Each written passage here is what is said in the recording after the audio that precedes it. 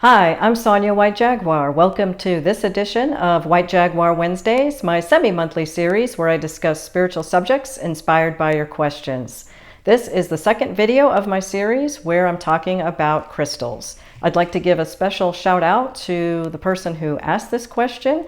She's a new author like myself. She's been very helpful to me as I've been getting things set up online. She recently published her first romance novel on Amazon, and she has many free romances on Wattpad. So thank you very much to her for this question. I'm going to drop links to her pages below. I hope that you'll check her out and support her. Her online handle is BEWA84. And if you have a question that you would like answered in a future video, and if you have things online like that, artwork, videos, books, anything like that, feel free to let me know and I'm happy to promote you. Okay, so let's dive back into crystals. So in the first video of this series, I talked about how you can get started right away using crystals by following the same color scheme as the chakra system. That's our energy body. And I also demonstrated a quick energy balancing utilizing these 7 pyramid-shaped crystals where each one represents a chakra. If you missed that video, be sure to go back and watch that one. What I'd like to talk about today is how we can use white and black crystals to help us to clear and also provide us spiritual protection. So first I'd like to talk about clearing crystals.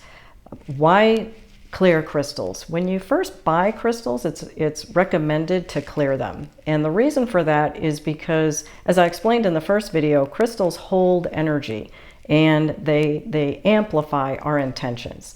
So if you went to the store and bought crystals, let's say that they were set up on a table like this where lots of people were going through and picking them up and looking at them, potentially those crystals have held on to some residual energy from everyone who had handled the crystals before you, including the original people who brought them to the store and set them out. So when you start working with crystals, you want to make sure that the energy is clear and they're only holding your energy and helping you with your intentions. So that's why we want to clear them first. There are lots of ways to clear them and it's easy to do. I've been working with a shaman for the last 10 years or so, and he loves working with crystals. And what he recommends doing is actually burying the crystals in the earth for 72 hours so that they can reconnect with the earth and recharge. Remember, crystals come from the earth, and when you're working with crystals, you're working with earth energy. So that's why he recommends burying them in the earth. Now, if you live in the city or that's simply not practical, you don't have the means to do that, there are lots of other ways to clear crystals. Some people like to put them out under the full moon, and that will clear them. You can also use water, and you can also smudge them. And I actually have a piece of white sage here on the table. I can put this in my burner and light it, get a good smoke going, and then I can smudge the whole table, or I can take an individual piece of crystal and just hold it over the smoke for a few moments, and that will cleanse it. And so those are some very simple ways that anyone can clear crystals. Now, I'm a Reiki master, and so I will also sometimes take the crystals and then just send Reiki to them for a few moments, and that will also cleanse the crystals. Now, if you've been watching my channel for a while, and if you've read my free books on Wattpad, you know that I've been working with Rickman for many years now, and he is an amazing spirit guide. He loves doing healing work. He loves working with crystals, and he also clears my crystals for me. So if you work with spirit guides, if you work with Alan, you can ask them, and they also will help you keep your crystals clear. Okay, so now what I'd like to do is talk about some specific stones that you can use. So you can also use stones to clear crystals. And so on the table, I have these 2 pieces of selenite. This is a white stone, of course. And what's really cool about selenite is, unlike most crystals, selenite does not hold energy. So this is a wonderful stone to use for clearing. And so you can take a crystal like this rose quartz wand, and kind of like an eraser on a board, you can just simply lightly go over the crystal for a few moments, and that will clear the energy. If, let's say, for instance, you're allergic to sage, or someone in your house is allergic to it, or you want to do this in a public setting like where you work, and it's just not practical to smudge, then use selenite instead. And because this is great for clearing, you can use this on anything, not just crystals. So if you want to clear your space, you can go around, your house and use the selenite.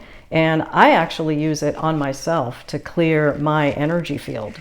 I do this, it's become a daily ritual now, just like brushing my teeth and taking a shower.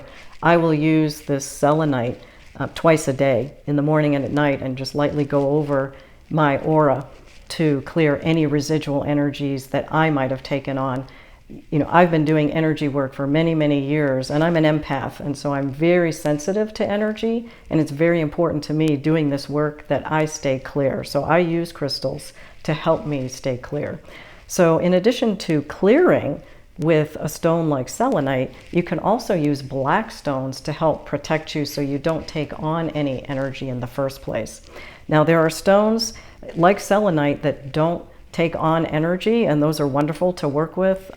Black kyanite, tourmaline, and shungite. That's a wonderful stone. This is one of my favorites actually to work with. They don't take on energy, so they're great to use. You don't have to worry about clearing any energies that might have accumulated on them. So what I would recommend doing is you can wear them on your person, like I'm wearing some jewelry today. You can also, of course, carry them in a pocket, whatever is comfortable. But the thing about doing that is, of course, now you have to think about it every day and make sure you're wearing that jewelry when you go out of the house. You might forget. And there are actually some simpler ways where you can ask the crystals to work with you to protect you, and you don't have to worry about having the crystals on you 24/7, especially if you come home and you want to take them off naturally, to take a shower, go to bed at night. And if you're concerned, if you're an empath like me and you want to be as protected as possible, let me share with you some other techniques so you don't have to worry about having the jewelry or carrying them 24/7. So here on the table, I have 4 small pieces of black tourmaline, and I've probably had these now for about 15 years, and I keep them in the 4 corners of my bedroom to protect me while I'm sleeping, and I've put the intentions in them to protect me 24/7. So I don't have to worry about wearing crystals on my person. So you can do something like this in your space.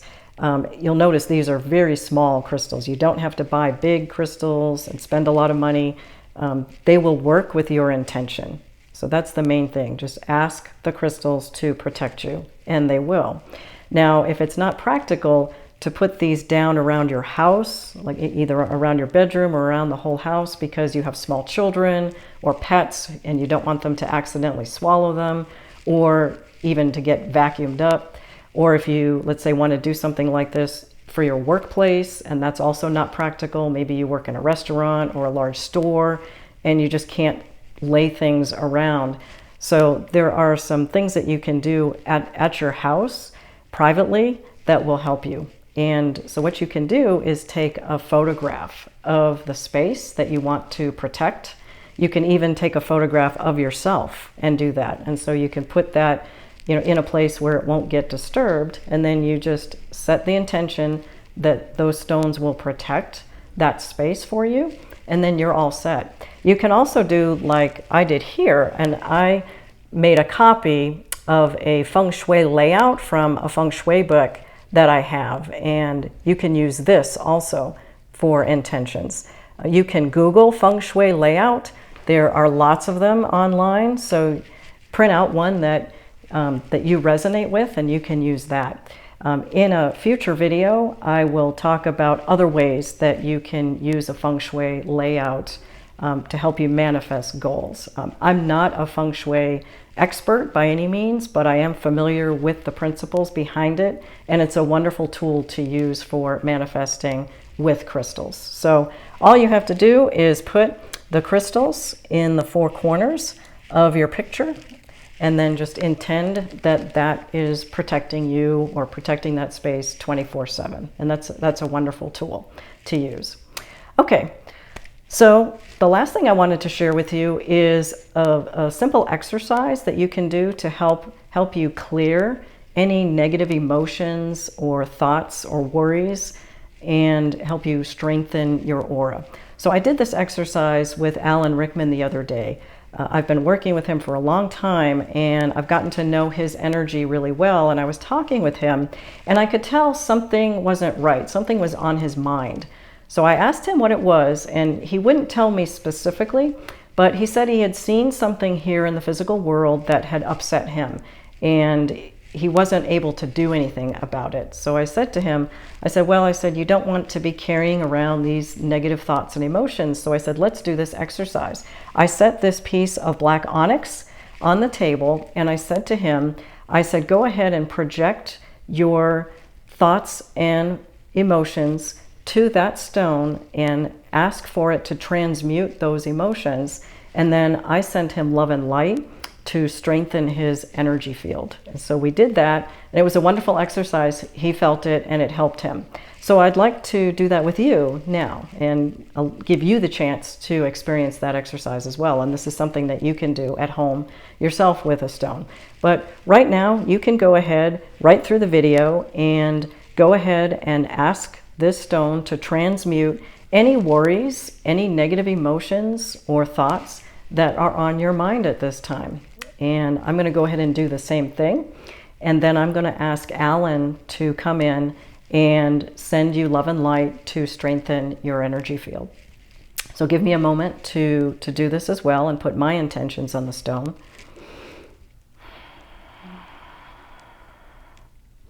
Okay, now I'm asking for Alan Rickman, the British actor who died in 2016. Alan, would you please join us today, and would you please send love and light to all the viewers of this video who sent negative thoughts and emotions to this onyx stone to be transmuted, and also please clear any residual energies from this stone. Thank you. We'll give him a moment to do that.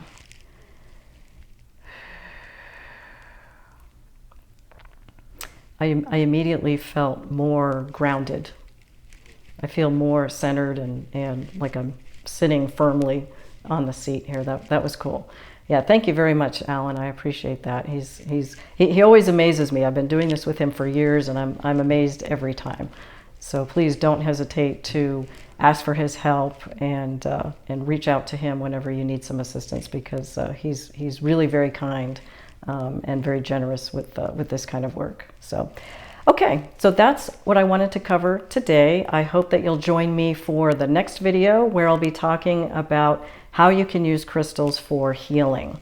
So in the meantime, if you have any questions, feel free to comment below or email me at Sonya@SonyaWhiteJaguar.com. Subscribe to my channel if you haven't already, and I'll see you next time.